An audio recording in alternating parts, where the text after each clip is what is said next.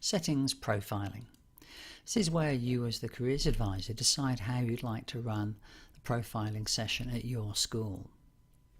So there is a default, and the idea behind a default is that it's supporting a standardized approach to testing, and the more standardized the approach is, the less error can creep into the whole process.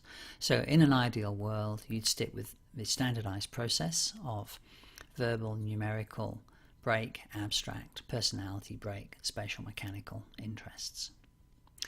You could, if you wished, change the text in the breaks. Do that. So very easy to change the text in the breaks, and this could be around recess time, or will continue next week, perhaps you might even say, or tomorrow. The other thing you could do is you could remove the assessments in blue. So Moresby have a concept of core and additional assessments. If you remove the core, then it's basically a 75-minute session including registration time. The idea behind this was that students would then go in as soon as they get their results, or perhaps next year, and add in additional assessments and get a more rounded view of where their abilities are. I haven't come across a single school where students have actually gone back in and redone it. So I'd strongly recommend that you do the whole thing in one go. Final thing you can do here is you can choose whether students see their results immediately or not. And this is just a radio button switch. So if you have this clicked on, as soon as students finish the profiling process, they immediately get their results. And I've watched this many times. There's never a peep out of them. They just finish, they sit there, and they're fascinated to understand their results, certainly for 10 minutes or so. And one reason for doing that is that students are likely to finish the whole process at slightly different times, depending on how quickly they go through the practice questions, if they have a break, if they have IT issues, etc. So that's one way of keeping students quiet in the room while others are still working.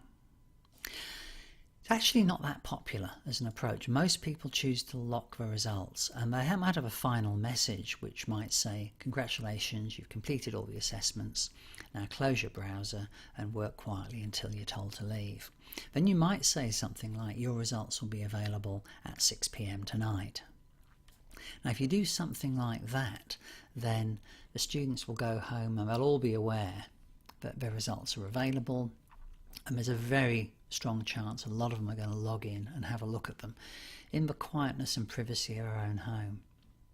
And if that's supported by an email to parents saying Moresby Online Profiling is happening, results will be released at 6 p.m. on Tuesday night, please take the opportunity to look through the results. I found that to be a very efficient process. Now I will point out that I do have more control as a distributor over how this works. So I have an edit button which allows me to move questionnaires around or tests around, but only the ones in blue. So I might, for example, be able to move the personality questionnaire at the end of numerical. So if you count this up, you've got 12, 24, 38, 41. So this would fit nicely into a 50-minute lesson plan, for example. And you finish on a multiple choice questionnaire just in case people are a little bit late. So we can do that. Very happy to discuss that with you. However, I come back to the point that a standardized process is the most robust approach to it. Now let's say you have hidden the results. That means you then have to release them. And you do that by going to the Candidate tab and selecting individuals or groups and releasing them. So what I've got here under the status column is a lock. So I've locked all these, there's only 15 here. You could select one individual, and down the bottom you can release their results. And that says they're released, and in this case they've been viewed. If it hadn't been viewed, you'd have an eye with a line across it. Or I can select everybody and release their results, which is almost certainly what you'll be doing.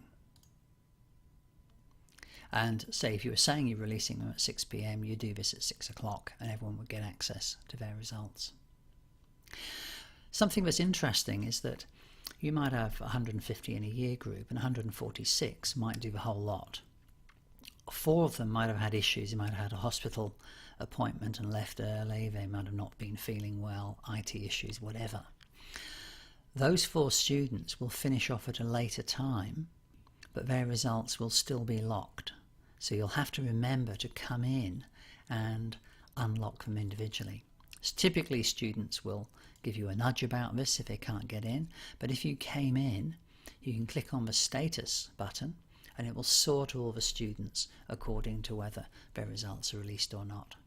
So it'll be a very quick way of working out who's finished but hasn't had their results released yet. End of module.